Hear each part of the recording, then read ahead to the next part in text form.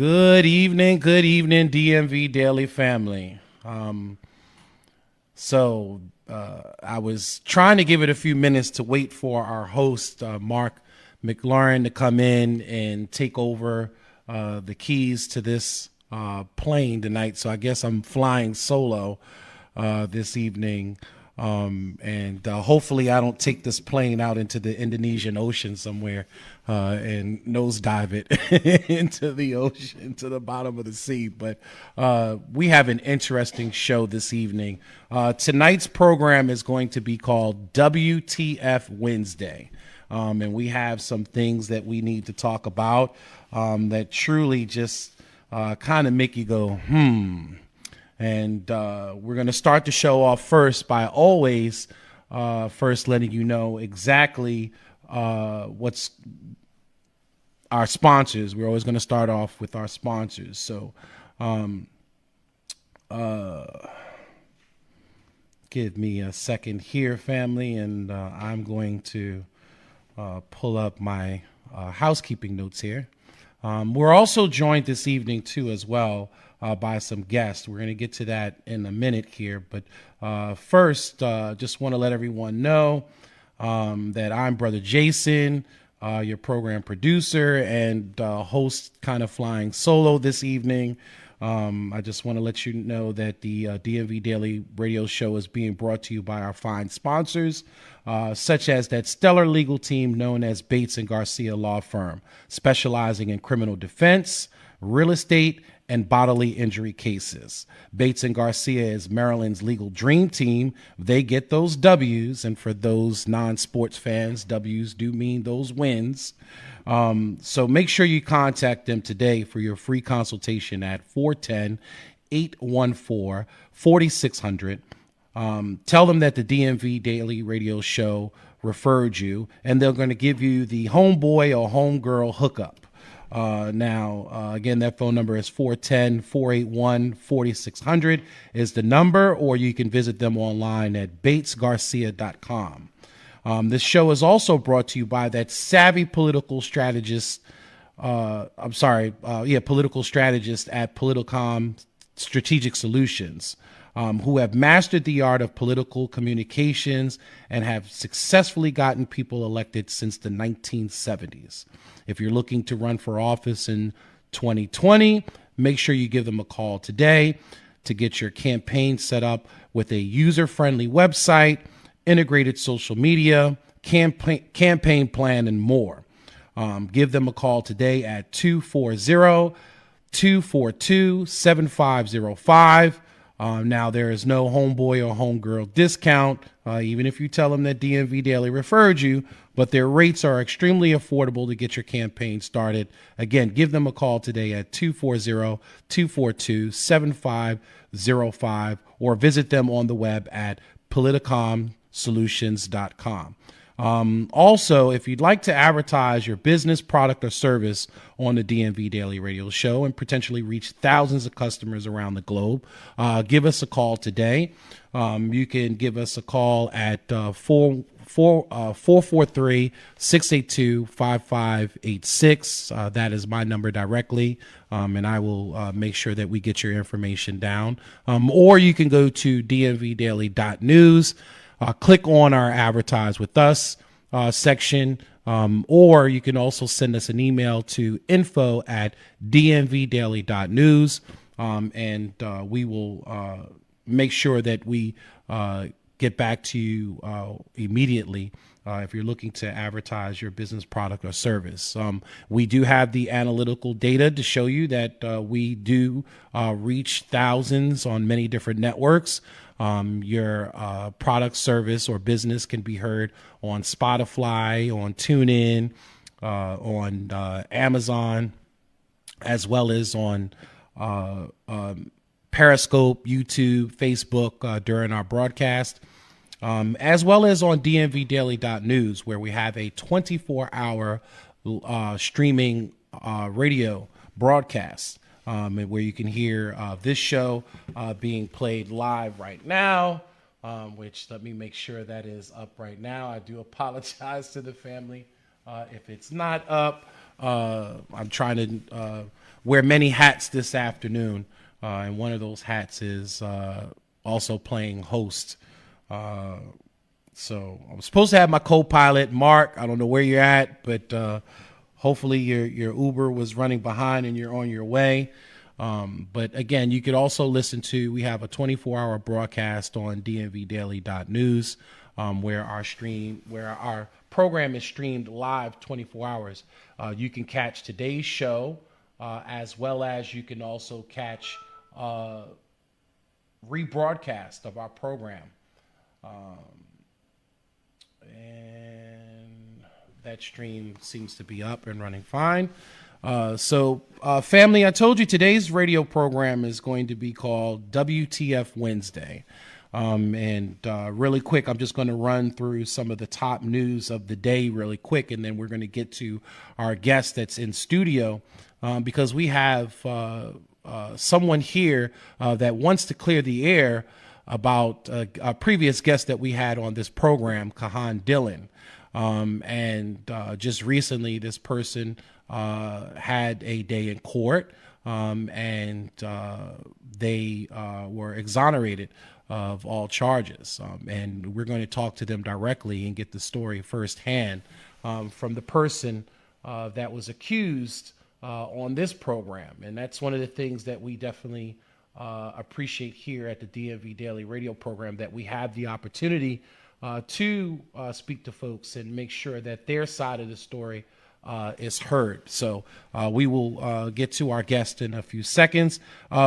I wanted to just briefly go over the top news of the day. Of course, folks know that today was the opening day at Annapolis for the 90-day legislative session. Our reporter in the field, Asan Giordano, is up there now. He is in the process of producing the Annapolis report, and hopefully we'll be joined by him later on this evening. Hopefully he'll come in live from Annapolis and give us an update as to all the happenings going up in Annapolis. But stay tuned, because he is going to have a full report to the opening day legislative session up in Annapolis, and it'll be brought to you right here on DMVDaily.news. Also going on in the news today, folks, if you haven't heard, locally in Baltimore City, today was the Board of Estimates vote on the water bill for Baltimore City. And of course, strap yourself in, because we are getting ready to go for a ride. The Board of Estimates voted 3-2, unfortunately, in favor of the water bill going up by 30% over 3 years. We talked about this yesterday, about the fact that we have a Board of Estimates board that comprises of the mayor, her two appointees, the city council president, and of course the controller, Joan Pratt. And in many cases, it seems to be a little bit unfair sometimes as to what goes down in the Board of Estimates. But of course, the Board of Estimates voted in favor of the water bill increase. Now, for some of you that don't know the current makeup of the Board of Estimates, again, so it consists of course, Council President Bernard Jack Young. It also consists of Baltimore City Controller Joan Pratt, but it also consists of course, our Madam Mayor Pugh, and Andre Davis, the city solicitor, is also one of the members, as well as the Public Works Director Chow is also one of the folks that sits on the Board of Estimates. And to me, with voting against something like the water bill, it just seems to be like a conflict of interest. And of course, the mayor, as well as Andre Davis, and as well as Director Chow, all voted in favor of the water bill increase, even though a 5 council member team actually was against the water bill increases and wanted to know exactly how this money was going to be used to improve the system, and wanted a little bit more detail. and wanted to know exactly, in some cases, what had gone on as far as previous monies that had been allocated as far as rate increases in the water bill. And unfortunately, family, again, strap yourself in, because it's going to be a little bit more expensive to live in Baltimore City. I also have my co-host has finally flown in into the studio, so we're going to hand it back over to him in a minute here. Another thing that's in the hot topic for today, and again, Mark, since you just walked in, I was actually calling today's program WTF Wednesday. And so there's a few things to kind of sound off and just kind of scream like, what the, and I'll let y'all fill in the blank as to what's going on in Baltimore City and around the state. The other issue that is kind of sitting front center is Governor Hogan's crime fighting plan. And I just wanted to just touch bases of it just a little bit and to share some information with you. So Governor Hogan announced that he was going to put together a 200-member strike team task force to go after the most violent offenders in Baltimore City.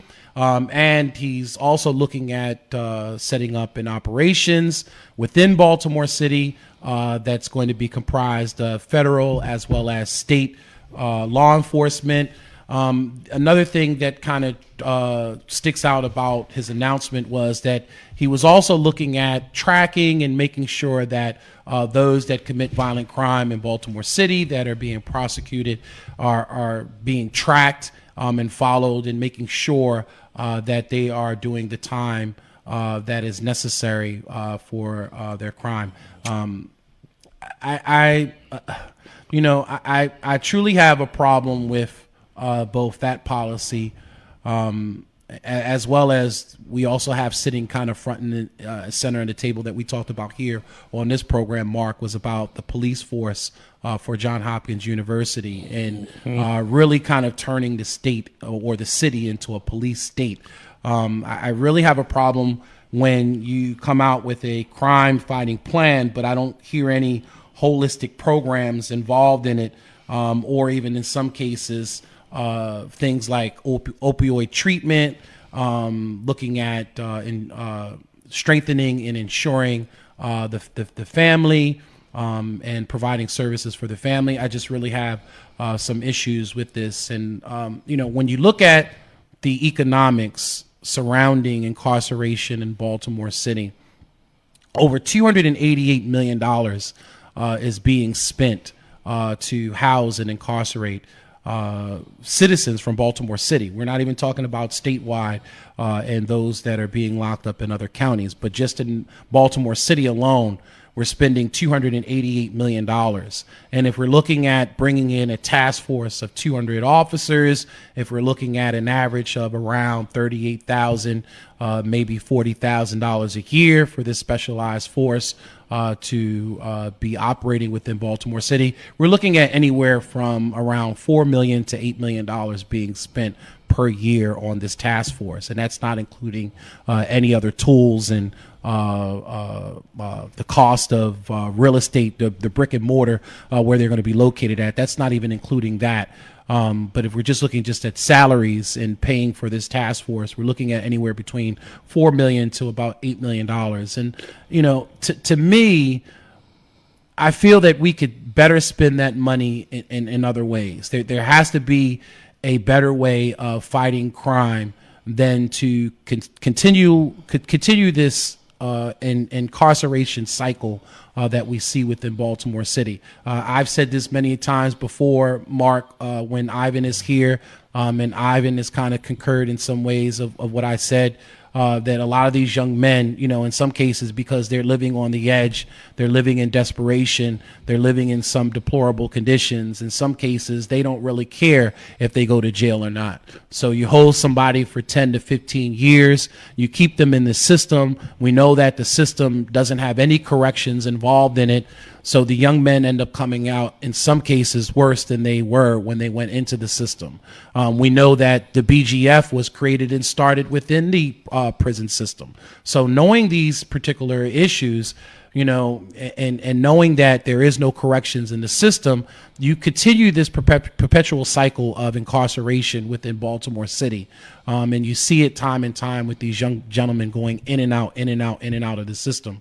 When do we really start looking at, from a state level, at looking at a holistic and wraparound approach and providing the services that are desperately needed within Baltimore City? I have to give a shout out to organizations, and although I'm still waiting to see exactly the fruit that they produce, organizations like ROCA that are willing to work with 100+ challenged individuals and those that are considered to be the repeat offenders and most violent offenders within Baltimore City.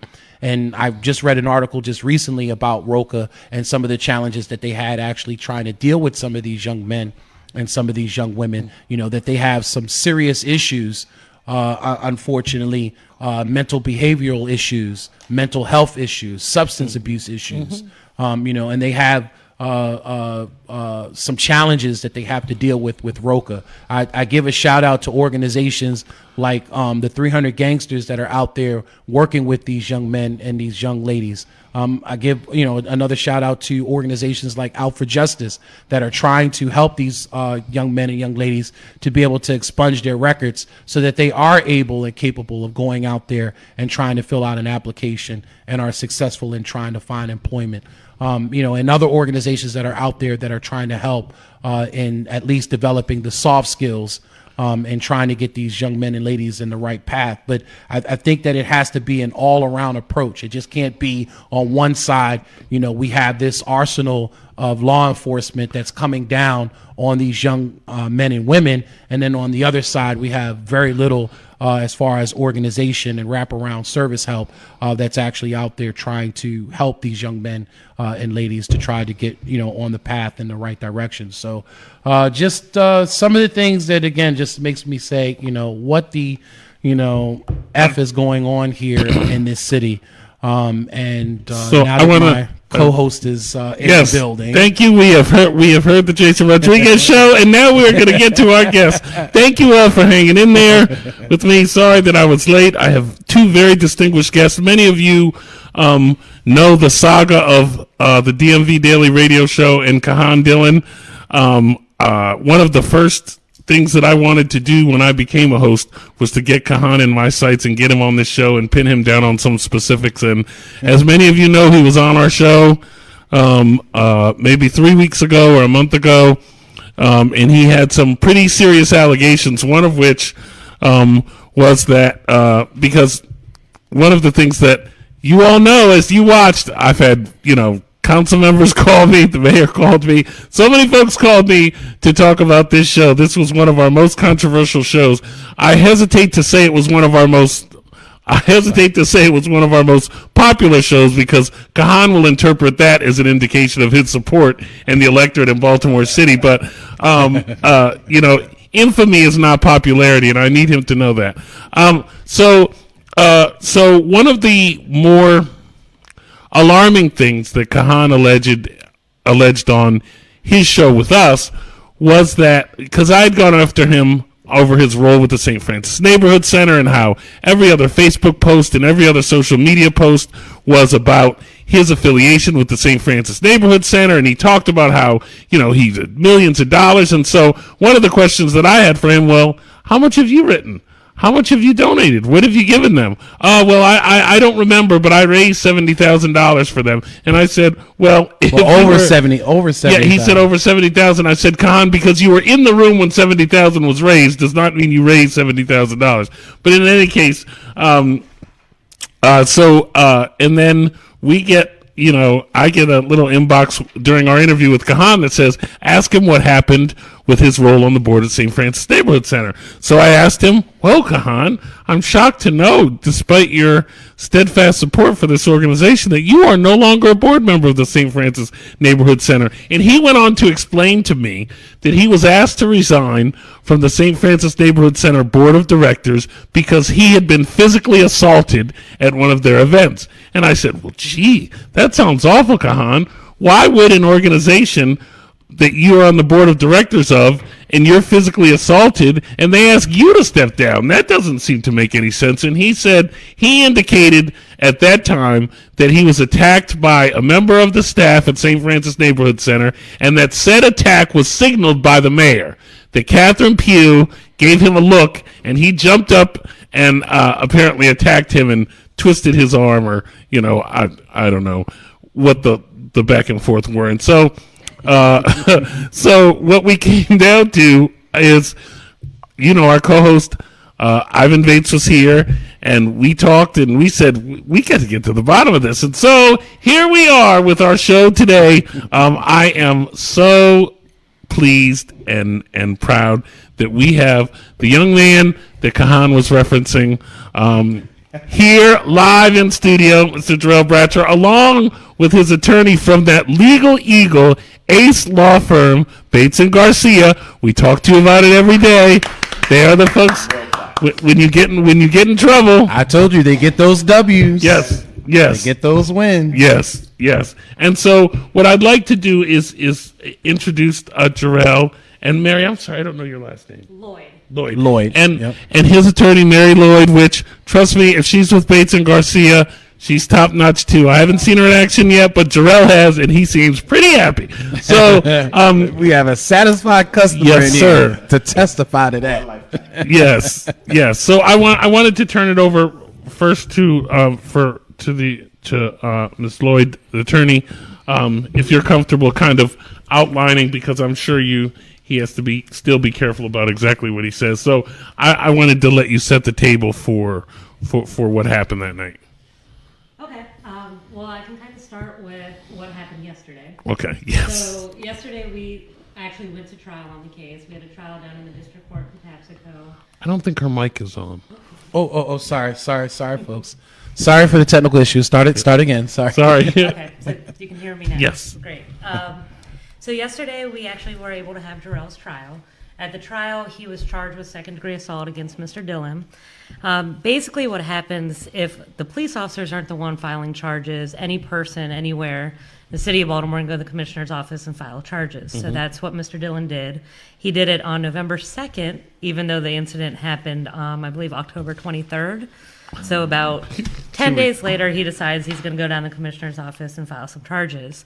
It's about a 3-page application for charges. It's all handwritten by him, saying what is, basically all he says is, I was assaulted 3 separate times. And then he goes on for 2 pages to talk about his pre-existing injuries, in that he, was in a car accident, and that Jerell had twisted his wrist so badly that it reignited these injuries, and that his hand and wrist was pulsating, and blah, blah, blah. So yesterday we finally had our day in court.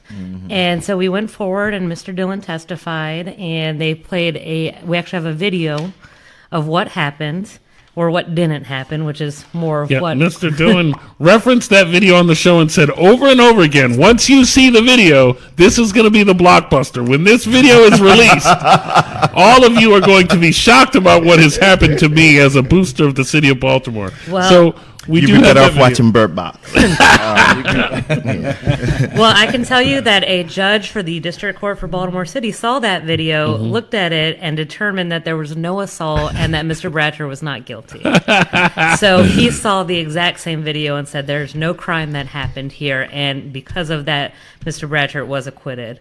There's a lot of other interesting things that came out of the trial. Basically, his embellishment in how things happen, and my whole point in the defense in this case is that Mr. Bartcher didn't physically offend Mr. Dillon. Mr. Bartcher just offended him. Yep. And because he was offended, because he tried to change the script that he was doing and tried to stop him from running his mouth pretty much, that's why he was mad. Not because he was actually offensively physically harmed, which is what you have to prove in order to prove an assault. Right. And so the video literally just shows the first time Mr. Bartcher just took the microphone, which wasn't even in Mr. Dillon's hand. It's, in one on of the rostrum. Exactly. And the second one, he goes to take it, and then Mr. Dillon grabs the mic and refuses to let go of it. God. And so he tries to take the microphone out, and it's basically what the judge called a tug of war. Right. And so eventually, actually, Mr. Bartcher got kind of pushed aside by one of Mr. Dillon's associates. Oh, And So if anybody was assaulted, it was Mr. Bartcher. yes, and in the cross-examination of Mr. Dillon and a couple of associates that testified in the trial, there was evidence that came out that it was actually Mr. Dillon who was threatening Mr. Bartcher, and Mr. Dillon on that same video, right after he tries to grab the mic, was like, "You're lucky I'm in this condition." Basically, if I didn't have my neck brace and suffering from all these terrible things, I could have got you. Told multiple people I used to be an MMA fighter, and one of his witnesses actually put in an email that poor Jerell got swatted away like a fly when he tried to take the microphone away. wow. Well, family, we do have the video. We're going to play the video shortly. We're going to kind of speak on this first. And just to be fair, so last night we did reach out to Mr. Kahan Dillon because we would always want to try to be fair here on the DMV Daily Show. And I did reach out to him and explain to him that you were going to be here today. Well, y'all didn't Mr. do that Bartcher. when he was on. Well, Enough to me. No, but we didn't know that would come up. Right. We didn't know that. Right. That was a joke. And then on top of everything else, at the time you were dealing with legal proceedings. Correct. So So I we couldn't- knew that you really We'd have couldn't had his speak to the driver show. come get you had we known that this would come We'd up. have Skyped you in if we had to, right? But we did, I to was be timing fair. that night, yeah. To be fair, we did reach out to him, and he said, "Thanks for the invitation. I am unable to attend." So, Of course. so he has decided to decline and not to come into studio to answer to any of these allegations and documentations that you may have today. But so go ahead, continue with the story.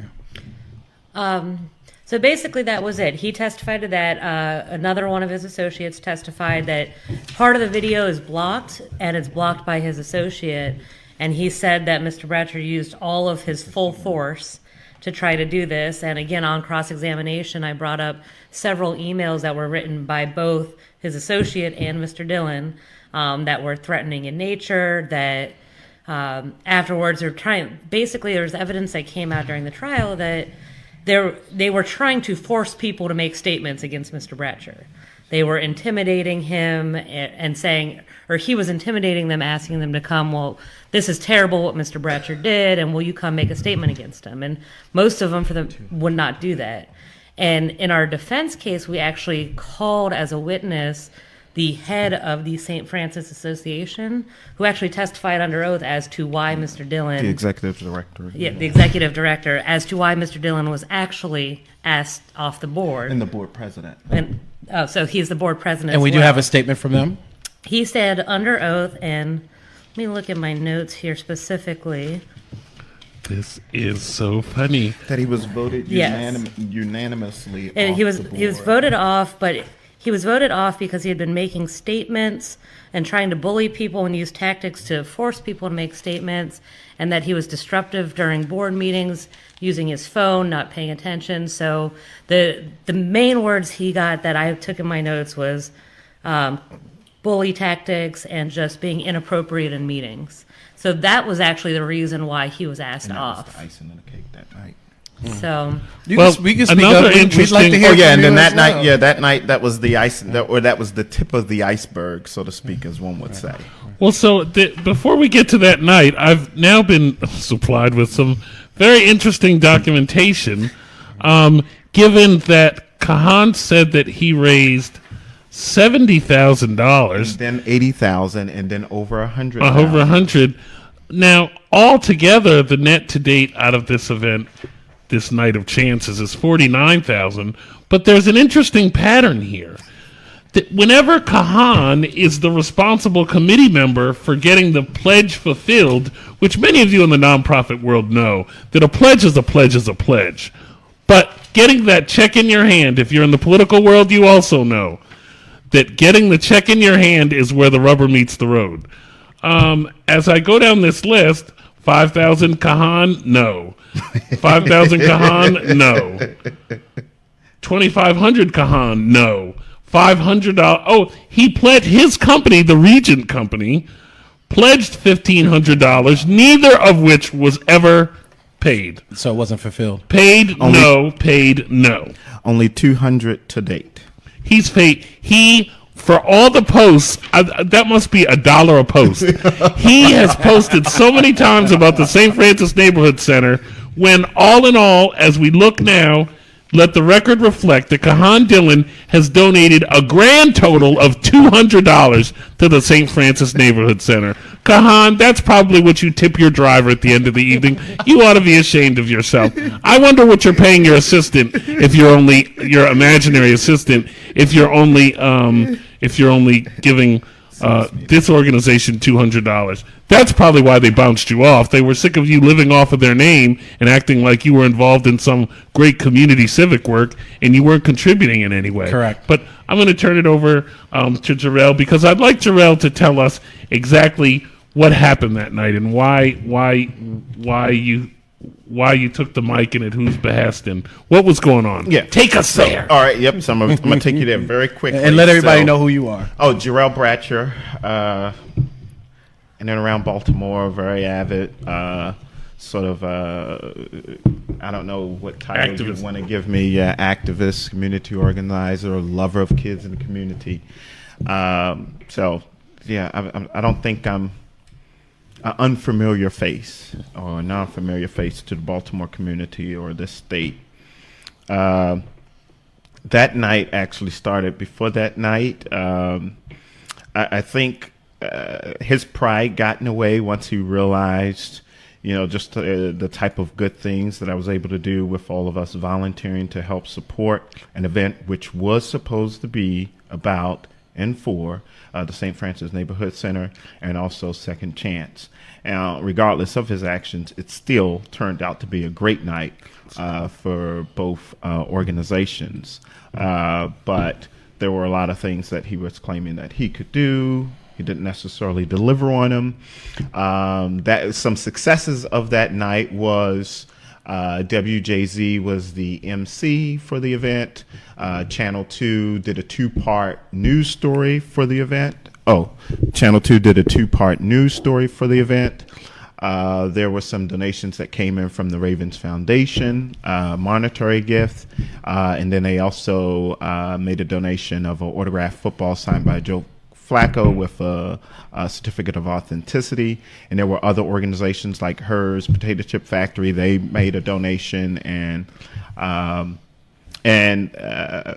my role was bringing not only those what I just mentioned, and also a auctioneer who also donated their services, bringing all of those folks, but then also bringing the dignitaries there to really recognize the center for its 65 plus years of its work in the community in regards to its mission. Kahan, being a part of sort of this volunteer committee, saw that these dignitaries were there. Of course, I don't know why, but he has, I guess, something in for the mayor and I guess city council, and I would presume it's probably around, his plan and them not being sort of or having questions in regards to his plan. And so he wanted to use that sort of to grandstand and take jabs at the mayor directly that night. And so we mentioned to him, don't do it. You're not supposed to. You do not have permission to do so. And I said, if you do that, you won't be able to speak. You're supposed to be, what he was supposed to do was thank everyone for being there, thank the leaders of the organization, thank the dignitaries especially, and then present his check or money or whatever form that was. Maybe when you grabbed his hand, he may have dropped the check, and then somebody's got it.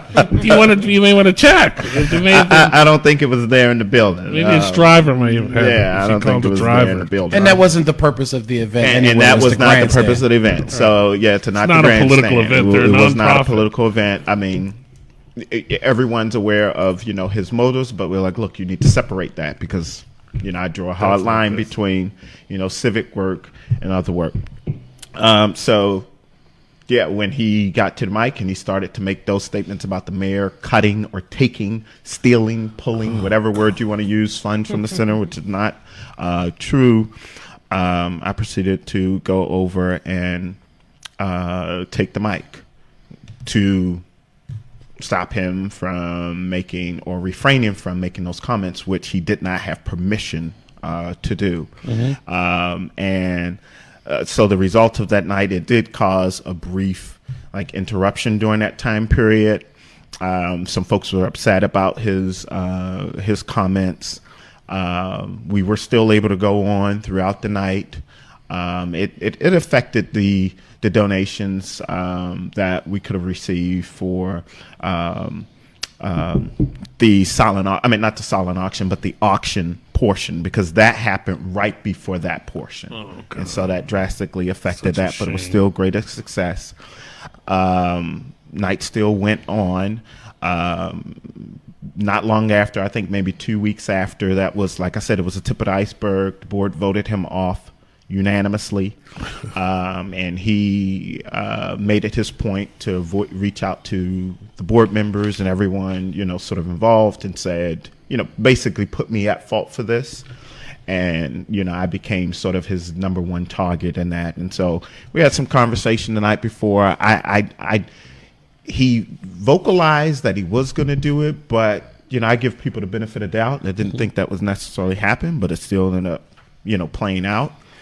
And, he had his quote unquote sort of, henchmen there with him to, support, his false allegations, that he was making. And they made some threats, verbally, which was entered in as evidence to the court, verbally and also via email communication. And so, yeah, it was what it was.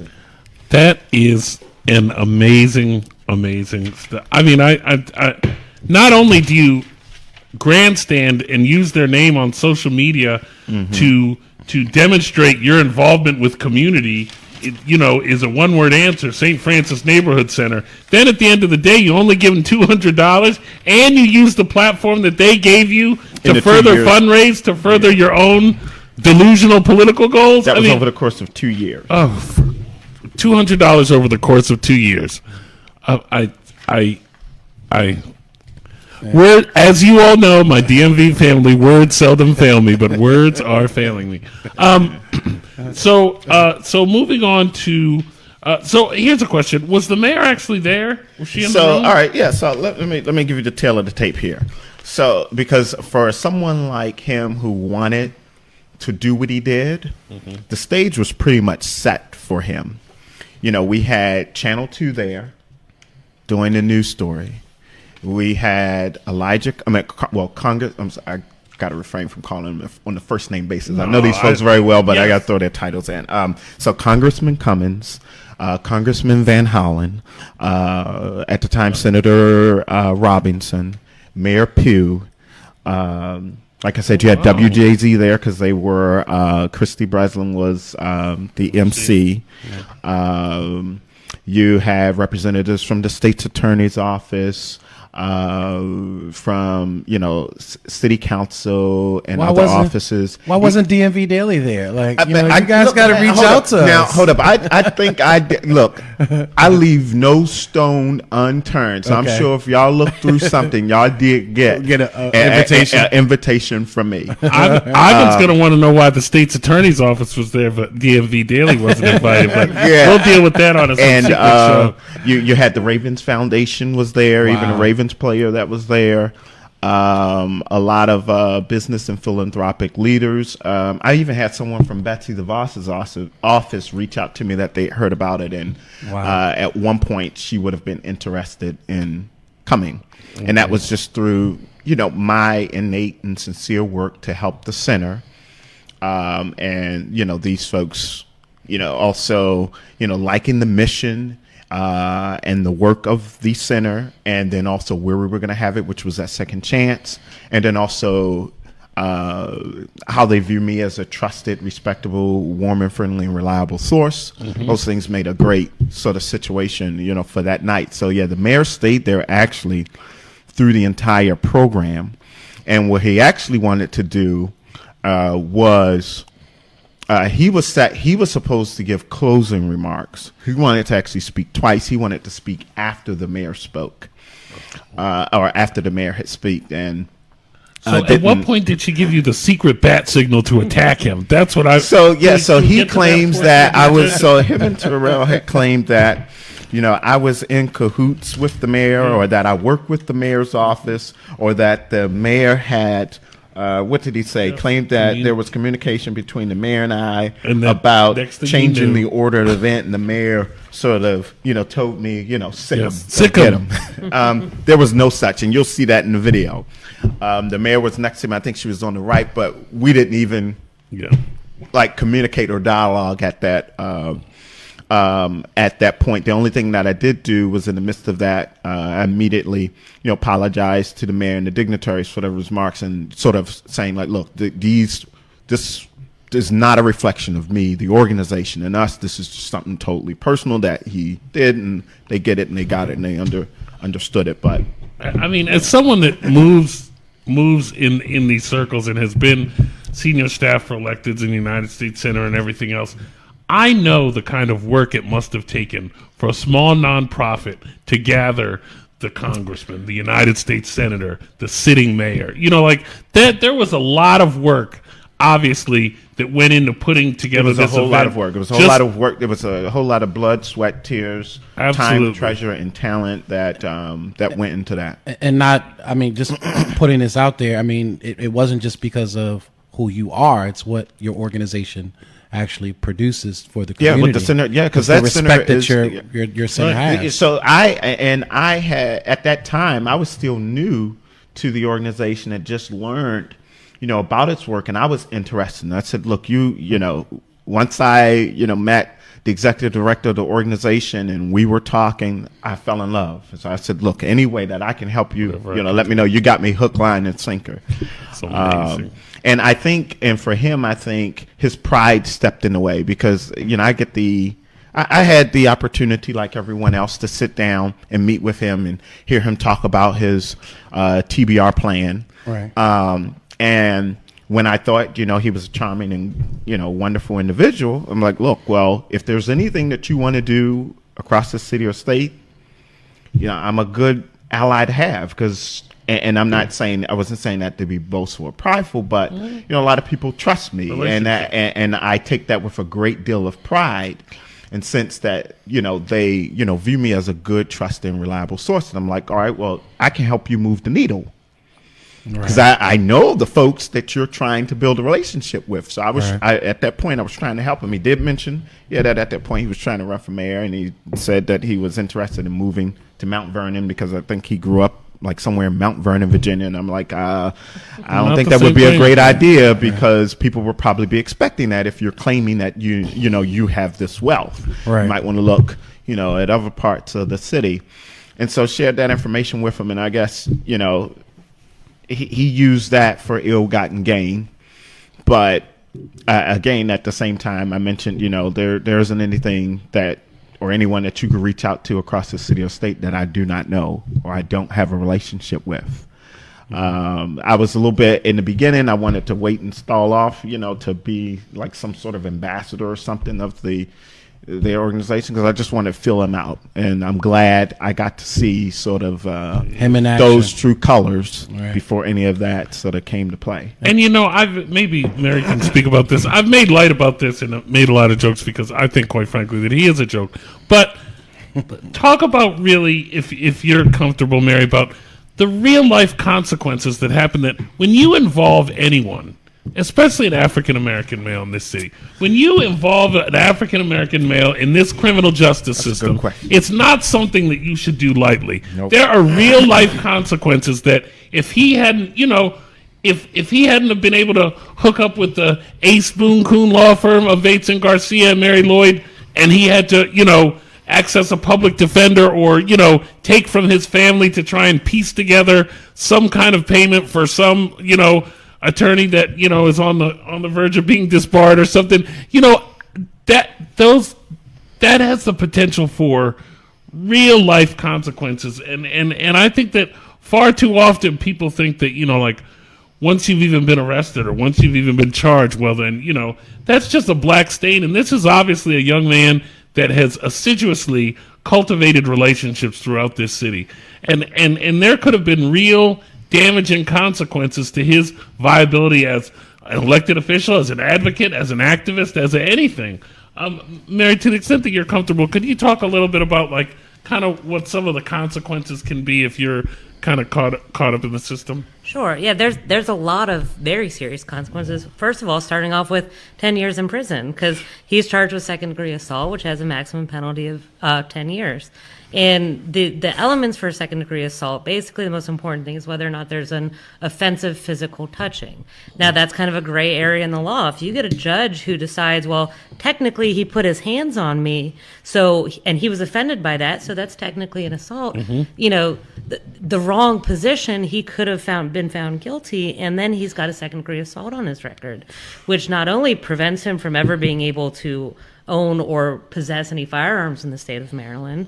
It's a violent record on, that is now public to everyone. And now he helps a neighborhood organization that deals with kids. I mean, I I co-founded a charter school. That's going to affect, you might not even be able to be around the kid, like with a second degree. Future employment, and because now, with the Maryland Judiciary Case Search, everything's online and public. Yeah. Mm-hmm. So now anyone can look up his name and see that he's been charged with second degree assault, even though at this point now he's been found not guilty. It still shows that he's charged, and people have a bias in their mind. They're going to say, oh, well, he, someone charged him, so there was something he did that might have happened, whether he was found not guilty or not. And he does have the right, now that he's been found not guilty, to have the case expunged. However, in order to do that, he's got to waive any rights to filing any civil lawsuits, or he's got to wait 3 years. Not to mention, even if he has it expunged from the public record, from now on, he's got an FBI file. So if he wants to go and work for the federal government, and anyone's ever going to fingerprint him and do a full background, they're going to see that he at one point was charged with second-degree assault, a violent offense. And that could easily stain the rest of his life. And I see it happen with clients all the time because, unfortunately, and I think this is almost worse for some of the real victims, is people use the fact that you can go down the commissioner's office and just file charges vindictively. Yep. And they say, oh, well, I know I'm going to get you. And so they write these charges up and they go down and they swear out, an oath. And it's supposed to be up to the state's attorney's office to review these things and decide whether or not they're viable. That was the other question I had is, what exactly? I understand that Fred Flintstone can go down to a court commissioner and swear out a complaint, but what is the role of the state's attorney in evaluating whether to go forward? Because it would seem to me that if a judge views the tape and immediately says, not only are you not guilty, but you probably need a restraining order against this dumpster fire. If a judge is immediately able to see that this does not it just does not meet the threshold in any way, shape, or form, what was the state's attorney's role in assessing that case before it got to that? Because obviously, if it was prosecuted, if you had a trial, you had an ASA in there, right? That was seeking a conviction, ostensibly. Who saw the same video that I saw and saw the same video that the judge saw. So it's actually 100% their responsibility. That's their prosecutorial discretion, is to review these cases and decide whether or not they want to go forward on them. Now, if I were looking at this, I'd say, there's not an assault. I'm going to dismiss this case. And that, if I was a prosecutor, that would be my job to do that. The prosecutor in this case decided, well, you know what? I'm just going to put the facts on and have a trial and see what happens. And again, I see that all the time in these kind of cases. They have a civilian review board, which is set up to basically review these kind of cases. So when someone files charges against someone, they'll bring the person in and talk to them and then make that decision whether or not they want to go forward with that case. And I've been on the other side of that, where my client's filing charges against someone as well, and had to sit with them because there's, cross complaints and whatnot. And it's 100% up to them. So they were the ones who decided to spend the court's time, our time, everybody's time. Is there any theory? And all the other folks. Is there any theory behind why you feel they figured they wanted to move forward on this? My assumption, and I don't know why this particular person did it, is that they have to listen to the victims. So if the victim's in your ear, running your mouth, saying, especially Kahan, and we all know who our victim is. Right, in this with the case. collar around its neck and rather than have the, sorry, I don't know if I could say it online, rather than have the balls to say, no, sorry, you weren't assaulted, they would rather just waste everybody's time and have a trial. And if you don't have the ability to look someone in the eye and say, I'm sorry, this isn't a crime, and I'm not going to prosecute this, I'd rather sit through a trial where there was actually 12 witnesses there altogether. They ended up only calling 3 witnesses. Yeah. I called 3 witnesses. We're there till 5:30 at night. The bailiffs had to stay there. The judge had to stay there. The clerks had to stay there. We all had to be. So it's a waste of the state's time and folks' money. time and city's my money. time. Right. In addition, in an alternate universe where Jerell does not have relationships and does not have access, and I don't mean to disparage the public defender's office at all, because the public defender does a freaking amazing job with way too few resources. But in many respects, and I think Mary could probably talk about this, how many times would someone like Jerell end up pleading guilty to something lesser just because you've got an attorney that, whether it's private counsel or the public defender's office, that says, look, I don't think they have a case, but I don't know what the heck the judge is going to do. And you don't have a whole lot of money for a trial, so they're offering you, a PBJ or something, and then he takes it and has a record. Like, I'm wondering how often that really happens. It happens probably on a daily basis. All the time this happens. I have a lot of clients that come in that are on probation, and they're like, well, I want to work out this case, but I can't because I'm on probation for this case because it was, it could have gone either way, but I wanted to get out of jail that day. Right. Or, they were offering me a PBJ, and you never know what's going to happen with a jury or a bench trial. So sometimes you'd rather just know what you're getting versus roll the dice of going to trial.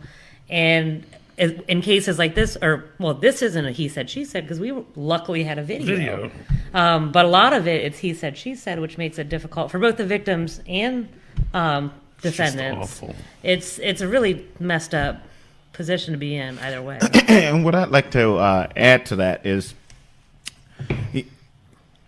I was thinking about that because I went home and I was talking about it, with some friends, and one of the immediate things I said to my uncle was, I'm thankful to the Lord that I do also, have some resources and connections, and I am resilient, and I stand up for what I believe in when I know I'm doing something right or someone else is doing something right. And I couldn't help but, think about the undertone of this whole situation, because, we had to sit through like an entire, sort of docket of other cases. And those were the things that were happening in the other cases. And, those people did not have representation. And I don't know, some people may say, whether or not they also, had great or good representation, but I couldn't help to think that, because the lawyer or the attorney that was there that was representing the state, if you did not know me and you listened to her opening statements and remarks and her closing statements and remarks, you would have thought that I was this angry black man, that I was vicious, that it was violent. And let's be honest, I'm a young black male in Baltimore City. So they demonized you. Most people, depending on who you talk to, can feel like, we're, sort of, we've got the bullseye on our back, on our chest. Public enemy number one. That are, happening. Right. So you coming in, you hearing that will automatically think, oh, okay, wow, this guy's black. Oh, wow, they said this assault. Yeah, they typically do that. Yeah, he probably did. Right. Yeah, he looks like he gets angry. Mm-hmm. He looks angry now. Yeah, and so I couldn't help to think that either, like just the story, like just how she painted her opening picture, her opening words and her opening remarks using words like aggressive and attack and force. Yeah, she characterized you. She characterized you and demonized you. But and no, which is typical in this is given to prosecutor's office. He's not even defending like himself or his honor, his machismo. Right. He's defending his organization, the integrity of a nonprofit organization he volunteers at. That's like the antithesis of, I'm gonna slap the shit out of you because you called me a bitch. Or you talked about my mama. Sorry, Mom, I hear you. I hear you. My mother. And I'm a dad. I'm a father of 3. I got a wife, and there are a lot of organizations and things that I'm a part of. A lot of great work that I've done across the city for the majority of my life. So, again, just an African American male, someone would easily criminalize me. And so I can't help but to be thankful to, Bates and Garcia, but I also thought that that's unfortunate as well, because I'm not the only Jerell out there who's been in this situation. Correct. Probably had great representation, like the attorneys that I had, and it still went the other way, or did not, and it still went the other way. And I thought that, and so I can't help but think about, all right, well, I'm a results oriented person, and I'm like, hold up, we got to fix that too. I mean, we always look at the narrative, like when you open up the show and you were giving, your monologue about, the crime in the city and, violent offenders. Yeah. Right. Most people think that, complex. That the accused become the accuser. We draw these whole narratives, right. Or, that most folks who, or, when you or talk about, other commissioners or folks, and they talk about, repeat violent offenders or folks who might come out there. I don't fit the mold of any of those people. Correct. But someone looking at that will automatically say, you must have did something. You had to have done something. Right. What did you do? That's just because the judge said not guilty, right. That don't mean you didn't actually do it. And I'm like, no. And you're really taking chances in a bench trial versus even a jury trial in this case. Because that's the picture that they portray. Yeah. I mean, imagine he's a Corey McRae or someone that really does have a past, but it turned his life around. Then it's a whole different consideration, because the prosecutor's looking and saying, might have been 10 years ago, but you got 2 or 3 assault charges. Correct. And so you really, I mean, this is the best possible outcome. Some of the top counsel in the city, some of the best relationships, a video camera, a videotape of the incident, and like all these things. And so thank God it went the right way, but take away any one of those things, a less able counsel, lack of a videotape, some kind of extenuing record on his part. No witnesses or representation. Right. You're talking I would have been about shot. him going to jail with 3 kids and a wife. Right. That's why I say it really that's nothing to play with. Honestly, Kahan, and I've made a joke out of you because I think you are a joke, but at the end of the day, really, a man's life, I mean, he's a family man, he's got a wife and kid, that's just really not something that you toy with. And I, quite frankly, especially in this city. And Mary, can you talk about, I'm wondering now, especially given what he said on the show, things that have been, kind of proven false, if he really is a millionaire with a driver, is there some access to some kind of defamation suit or something? Well, and we talked about this a little bit, and I told him that, he wants to come in and meet, with Ms. Garcia, who handles our civil cases. It kind of it depends on the level of what he's saying and how he's saying it. Now, in false prosecution, that's a really high standard, and because the video does show him technically putting his hands on him, right. Whether or not he has a case in a false prosecution could go either way. But if he's going... If he goes outside and says some of the things that he's saying, and some of the email, the wording he used in these emails to the members of the board is kind of disgusting and very unprofessional. When I was preparing for the trial and I was reading through this, and I'm just like, I can't imagine this person is sending this email to a board member of a nonprofit and saying things, he calls him a POS, says, all... Some other things that I'm not going to... With his letterhead on it, I see there. Yes. That he would hurt and harm me. Right. Yeah, and even in one email, he says, I told you what would happen if you played games. He's writing in all caps and underlines like that. There's absolutely no professionalism in any of this. And it sounds threatening in many cases. Yeah, and that's one of the things that also kind of... And I provided these to the state's attorney because if there's a crime in this, he's making these threats via email. And then there was a witness who testified regarding a phone call the night before where he specifically physically threatened Jerell, saying, I'm bigger than you and I can smash you. And I know people in the city can get you. And call me. I'm a witness. He said here, after we got off the air, he talked about how it would have only taken him one something. Apparently he's very capable. In the ancient Chinese arts of shu shong shu or something, but said that all it would take, he could have killed him with a finger strike. You sure that but wasn't? he chose not to. That's And exactly he what said that multiple times to multiple people. And I'm his like, folks said it in the email. And Sure, so he he wasn't knows. master of the arts of eating, mugu gai pan or something. That's like, great. Okay, now you're getting almost anti-Asian, but okay, I'm with you. I hear you. But again, that's my concern, is there's actual evidence of a threat in this case, and it's not Mr. Bartcher. And when you have a state's attorney's office, we're talking about, all the negative connotations is going to happen to Jerell, but think about the amount of time that they wasted on this case. Right. When there's the crime and the violence that we have in this city that they could be focusing on. or real And- domestic violence cases that they could Exactly. be And- hearing. And if you don't have the ability as a prosecutor or as a prosecution office, because a lot of these younger prosecutors, they don't, whether they want to dismiss it or not, they sometimes don't have they're not allowed to. It's got to come up through supervisors. So if you don't have the ability to look at this and say this is an assault, so you could actually focus on a real case where there's an actual victim and there's actual crime happening, like that's concerning. And I spend practically every day in the courts here in Baltimore City, and I have for the last 4 years, and it's just crazy to me the amount of these cases that they're wasting their time on when they could be focusing on cases where there's actually, putting people that are dangerous, that are causing the problems we have in the city in jail, and they're just not doing it. We had a 4-day trial. And making sure that real victims of assault are being are getting their justice. Exactly. I had a trial earlier this year. It was an attempt murder case. My client sat in jail for 8 months before we went to trial. And it was an alleged shooting where he apparently had shot at his landlord. The original statement of facts said when they got there, the landlord called and said, "Oh, my tenant shot at me." Well, the arrest team got there, and it was inside a house it allegedly happened. There's not a bullet hole. There's no casings. Nobody else witnessed anything. Half of the SWAT team is in the house that entire night. There's 65 hours of body-worn camera video.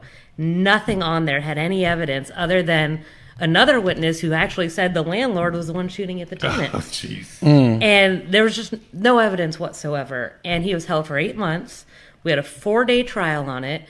And in less than half an hour, the jury came back with not guilty because there was no evidence. Another And- W for Bates and Garcia Law Firm. And another L for the Baltimore City State's Attorney's And Office. Right. But the amount of time that was wasted on that case and the amount of time that's wasted on this case, and it's, you need your prosecutors to be focusing on the cases you can actually win, because I can tell you from my clients, even the ones that may or may not be guilty, no one's scared to go to trial because Not in this city. Yeah, because they know there's a good chance they're going to, get off. And so if you're not scared of going to trial and you're not scared of going to jail, what's going to stop you from committing crime? right, So- but then in the meantime, like innocent or not, like your whole life falls apart. If Jerell is waiting for trial for 8 months, you know what I mean? Yep. He loses everything. Right. Little And Pookie then and he- Little Peanut doesn't care, but Right. Jerell has a lot to lose. Right. And I would argue that Pookie and Peanut care too. They might want to get their life back together. You Right, know, right, I mean, right. it's His girlfriend and his kids were out on the street for most of the time that this 8 months he's in prison, and they don't have their father there to support him, and it happens all the time. Wow. And the other thing I want to add to that as well, because what's also startling to me, I'm very observant, and so I couldn't help but to think of also the statements or the allegations that he was making against me, Kahan, and then the folks that he had there with him. He had 2 gentlemen with him, Terrell Calloway and another one, Joseph Donofrio, or I might be pronouncing his name incorrectly. But the fact that they were willing to stand up for his lie and lie with him as well, and one of them is a father of multiple kids like me. And I'm like, hold up, so what type of example are you modeling Right. for your kids as well, that you take color out of the case, a black man criminalizing of a black man, but just looking at, character, integrity, and values. Like, is that the type of sort of model you want people to sort of imbue about you, your work with this man, Kahan, how they're viewing him and your character or your perceived character, and you want to shroud that or encapsulate that in a bunch of lies? Like, there's something else that is going on that we also need to look at. That Right. we also need to be amongst all the other narratives. We also need to be men and people of character, and values, and with a good moral compass and values. Because, like for instance, also at one time, I'm assuming that all of this would have happened.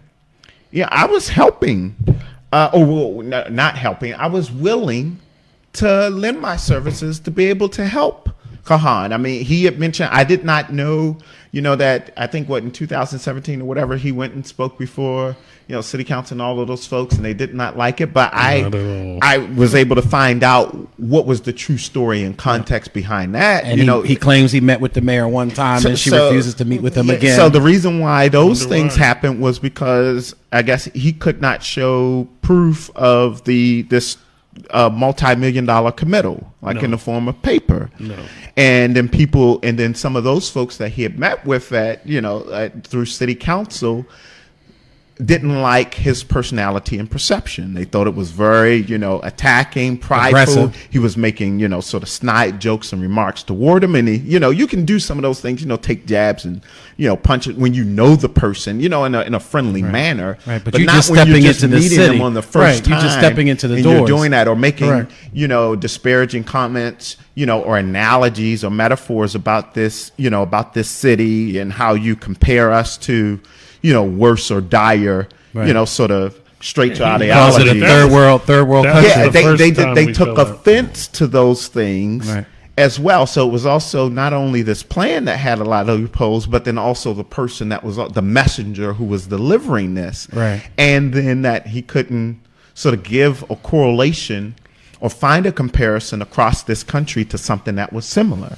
And I just really got to see the pride and the true things of this person, sort of come to be. And I'm like, oh, you know what? This is all shabby. This is all shot. That's honestly, that's one of the great mysteries of Kahan is that, I don't want to call them Kool-Aid drinkers, but there are maybe 5 or so people that both on social media and in person seem to follow him around, and they have the same agreed upon talking points. Like online, if you interact with Kahan, here comes Terrell Calloway. Kahan Delan has had 80 meetings with people all over the city, and they are believing in his vision for a greater Baltimore. I'm like, what is the? It's like, I used to think they were spam bots until they show up in person.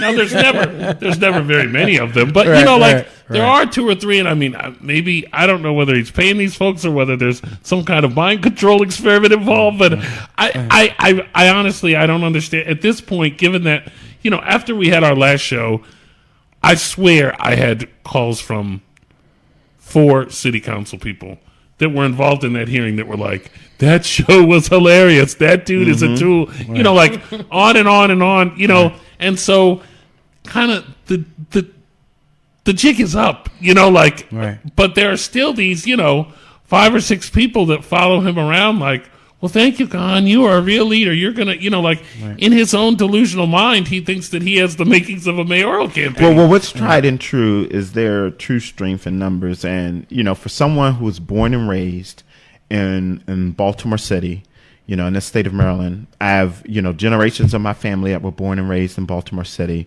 Heck, when I was born up in Cherry Hill during the time where you had the Terra Firma Boys and all of those things and those big raids that was happening in Cherry Hill. So, going to school. Talking about the Cherry Hill boys. Mm-hmm. Mm-hmm. I mean, so what I saw coming from school and getting to my home was a lot of raids happening. Right. I mean, so I also see the true grit of the city. So while he, may not have been born and raised here, don't know a lot of folks, I also believe that, as much as he may, portray to say, that he's got this big voice and this big push for this in and around the city, that there are people, a good amount of people, and certainly the people that I consider to be in my friends, or my circle of friends, my circle of influencers, who are far greater. The numbers far outweigh his supporters who, would not buy in to any of this and not even buy into sort of that character mindset and mentality either.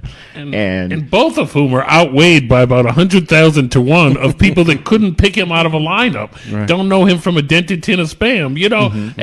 There's not... this is, I almost feel... I'm torn about like really exposing him, and then also kind of feeling like he's taking some like satisfaction out of it. Like, look, they're talking about me. But I really thought it was important, and I want to thank you, Jerell, and especially Mary. You have gone above and beyond. You went all the way to Patapsco, 8.5 months pregnant, then trudged up to Charles Village. 9 months, yeah. Yeah, She's almost due. I'm yeah. truly Ivan, you told me 8.5 months. False news, fake news. Well, it just hit there, but yeah. But in all seriousness, I mean that you all to come here and be willing to talk to us about this and give your perspective, because I think it's really important, and I think it brings up larger issues than Kahan, and I'm glad that we were able to talk about some of the real life consequences and some of the themes that you've seen reflected in shows that we've done about the criminal justice system were reflected in this very case again, and so I think it's instructive. How many minutes do we have left, Jason? I don't know. We have about 15 minutes. Oh, And okay. again, I'm really proud of Attorney Lloyd here being a part of the Bates and Same Garcia here.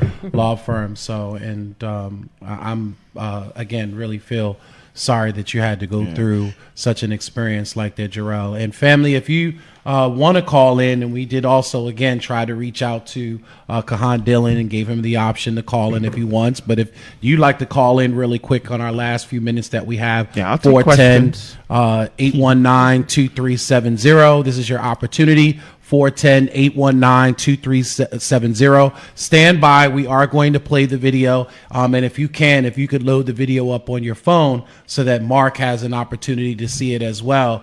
We are going to play the video. So stand by, folks. But we're going to give you an opportunity, I guess, while we play the video, if you want to go ahead and get on the line and ask any questions or give any comments that you may have for Attorney Lloyd as well as Jerell, please do so at this time. So I'm going to go ahead and so folks that are watching at home, you'll be able to see the video right now. All right, so stand by, folks, and it's about 5-7 minutes long. So I want you to watch this, and you should be able to hear the sound and everything at home. And family, don't go anywhere. I'm trying to get it to play right now. Bear with me. I'm going to try this one more time. It's loaded in the queue here. All right, there we go, folks. Okay. So first of all, let me say this.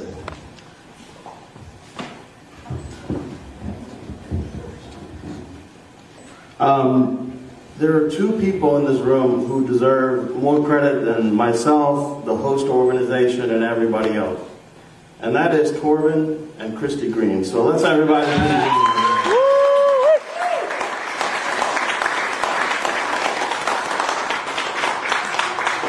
Secondly, I'd like to thank the parents of the center who every day entrust the care of their most valuable, precious asset to the center and its more than apt and capable staff, of which a number of them are here. So please, let's give a round of applause to the parents and the children.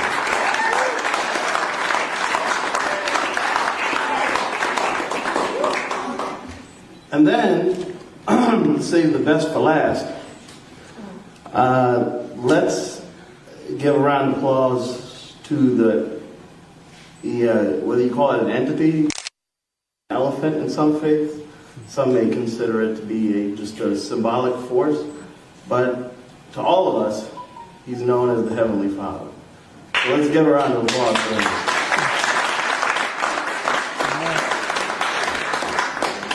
So this process of this event occurred out of accident. Surely out of accident. Our board, specifically Christy, was notified that the mayor's out-of-school funding was cut, $75,000, and we were left with a position where we needed to ensure that those funds were replaced. And at that point, we had several options. No, that's not to be. Come on. Cheryl, give me the mic. Give me the mic. This has nothing to do with you and you guys can get out of here. So let me finish. Really? No, listen. No, listen. This is on video. So everybody, please recognize Jerell for his completely out of line behavior. If he in fact had any issue, he could have brought it up at another time. He's lucky that I, in the condition I'm in, and I have a mental mind frame that's focused on moving the organization forward rather than getting into such stuff. It's all right. It's all right. Thank you. We do appreciate you.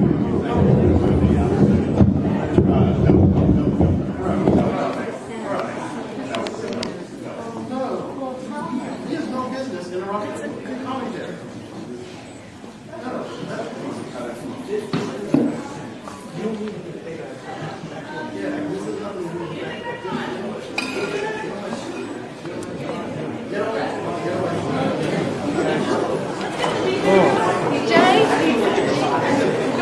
DJ. Christy, can you put the DJ? DJ.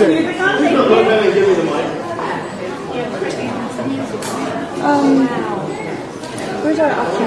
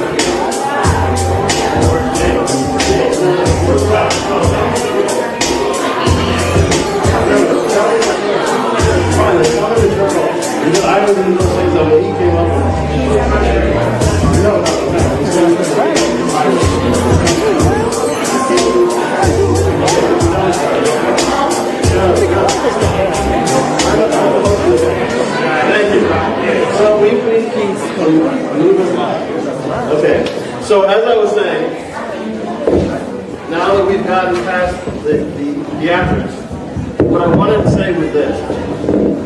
After we finished thanking everybody and doing what we did, I wanted to let you all know that we came together as a committee after learning about this issue, and we worked together hand in hand with a goal. Now, none of us knew if this goal was going to be able to be achieved.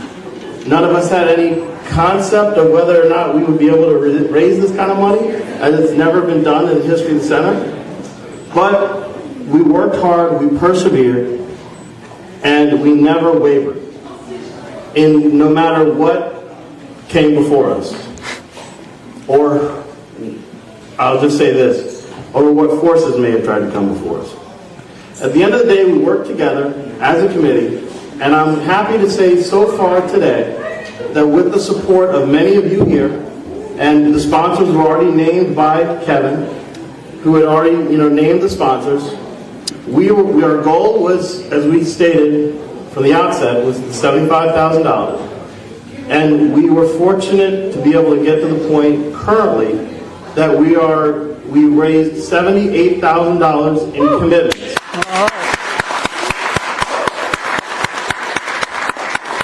Now, this $78,000 has nothing to do at all with any funds that we may raise tonight through the event that we had, or this live auction that we had.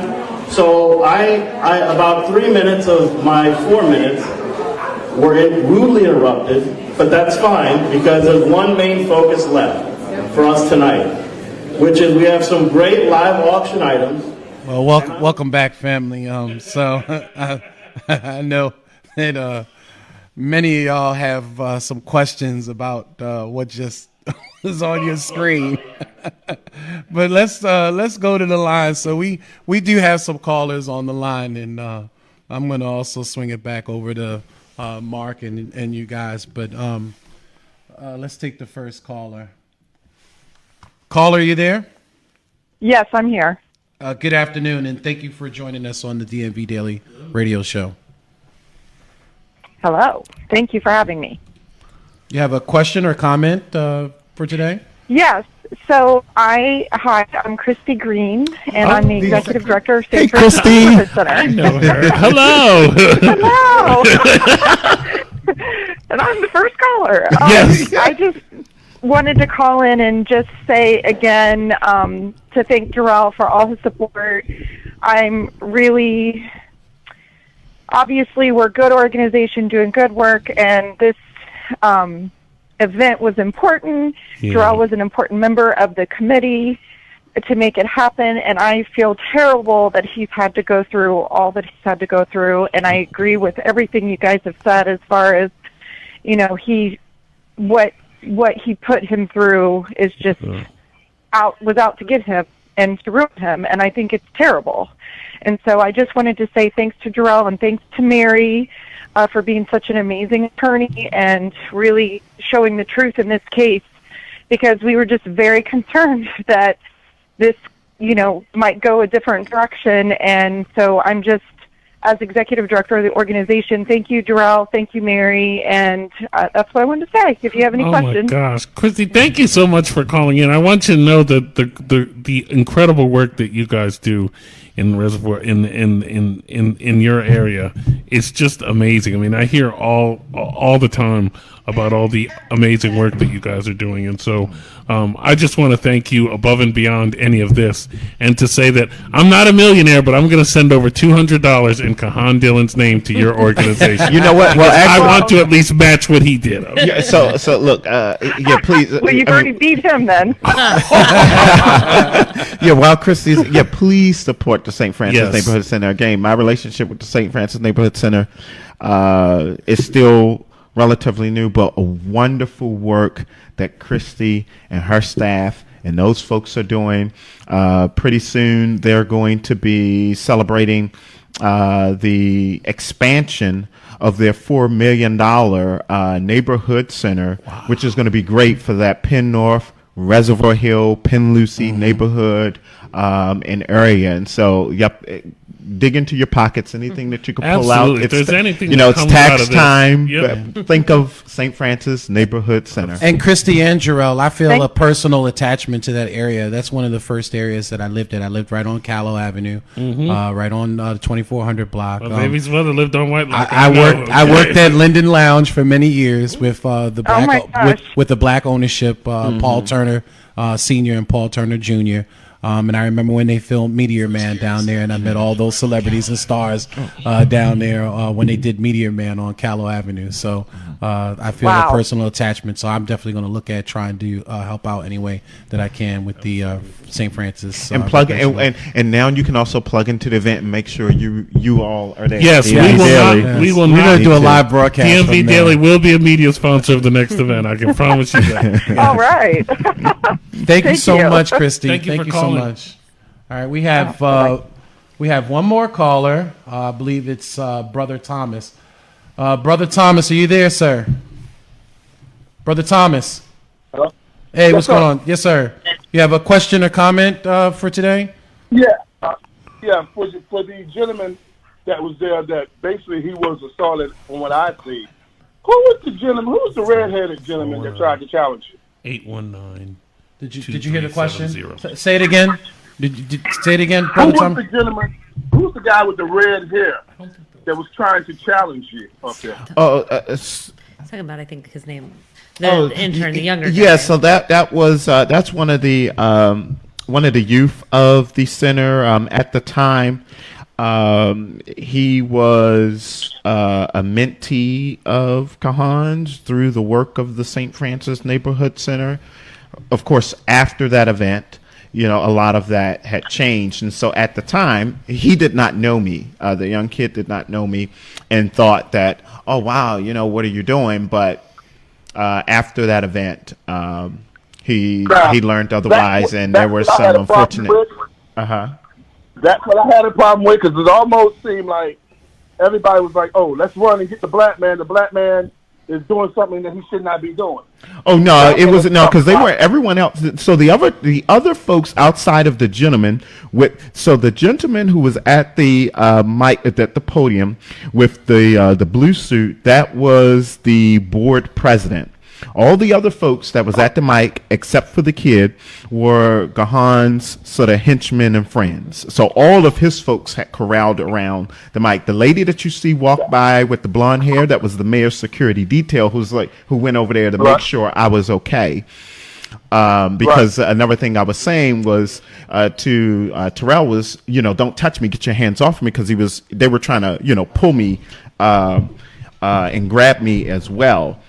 But like I said, at the time, that wasn't anything sort of racially motivated with the child. It's he looked up to Kahan at that point like his father figure, and so any child seeing their dad and someone, his cult leader, his whatever, he had a different perception at that time, which I totally expect and appreciate. And what's unfortunate is that because of him learning sort of the ways of Kahan, that relationship isn't no more. Mark, you're Wow. Mark, you're so bad. Say this one quick thing. Also, I know you guys said that he's supposed to be an MAA, mixed martial arts. That's what he said himself. He said that many times. Yeah. Yeah, he's a big man. Big whopper. Okay, now that's what we're not going to do. Okay. Yeah. We have to keep a certain Mark, level. you're so bad. Your mom's didn't already say that. chastised you online already. Oh, God. I'm sorry, Mom, but he tried my world. She said, let's not make enemies, fellas. Oh, well, too late. That barn door is closed. Yeah, I saw that comment. Yeah, I didn't say that about Khan. This is not Mark's opinion, Mom. This is my opinion. Thank you, sir. Give your disclaimer. Give your disclaimer, Thomas. Now I still got a place to live. Move over, Mom. I'm coming home. Let me say, the attorney is there, so let me say this. The views and the opinion I just give is that of Not this show, its host, or its guest. That's right. We don't have our regular counsel in the building. We got to be careful. Thank you again, Brother Thomas. We got one more caller here. Caller, are you there? Caller? There was someone named You're on the air. Ramaj trying to call my in. bad. It's Jamar. I had Jamar. He spells his name backwards on Facebook. Good afternoon. Thank you for joining. Or good evening. Oh, Jamar Day. Jamar, why are you spelling your name backwards? Because he don't want his students to catch his Facebook on crazy. I'm at a new school now. I'm in DC, but Yeah, I know. I heard. So I Congratulations. didn't want my new students to search me and everything. Really? Really? That's a whole nother conversation. I'm just getting in from work, so I'm just coming in late. But yeah, everything sounds crazy. I'm not as abreast with the St. Francis incident. Besides, You what I got saw the to, clip man. today. You got to. But I'm very familiar with St. Francis. I volunteered there. I used to live on Utah Place. I was former president of RAT, Neighborhood Association. So very familiar with St. Francis in the area. But however, I first found out about Mr. Kahan or Dylan, whatever he goes by. About a year ago, I just kept seeing his criticisms of the mayor and things. So I actually invited him down to Forest Park to sit down and talk with me. He was a admirer, just wanted to get in. So, I just met with him and I kept it abreast. But I could just tell it was very narcissistic. I could tell in his posts, everything's narcissistic. So, we just got to call a spade a spade. And I think the Baltimore voters are very knowledgeable, and they know when people are playing in. They know when someone's coming in. We already got so much to worry about. We don't need another developer coming in trying to be a politician. Not even a real developer. Right. And I think there's some proof of that information. Right, and I think in some cases, with this incident that's gone on and a few other incidences, I think me being an investigative journalist myself, I think I may want to turn over a rock or two down there. Well, there is actually there's an investigative on. podcaster from WJHU that's has interviewed me 2 or 3 times on him. That's coming out in the spring with like a 10-part podcast on who he really is. That's going to be fascinating. Jamar, I'm so glad to hear your voice. I'm glad you didn't drink any of that Kool-Aid that he offered you down in Forest Park, and you are still with How us. did you know, man, I did. I got out of there as soon as I can. And You if are still anybody wants with to know, us. he meets every Friday at Terra Cafe, him and his circle. Go down there, you'll see everybody. Oh, we And got that's to how do you a get lot of some- other live A show. live show from there. Yes. Yeah. All right. Thanks for calling, Throw Jamar. this money around. Have a good one. Thank you, sir. Well, I think we're going to close it out here. To our learned counsel, to Jerell Bartcher, to my always able producer, Jason Rodriguez, thank you very much. We will be back on tomorrow. And I'm glad I didn't one more crash us thing. into the Free Keith Davis. Right. I'm glad I didn't crash us into the Indonesian Sea earlier. So. Thank you, family, for joining us.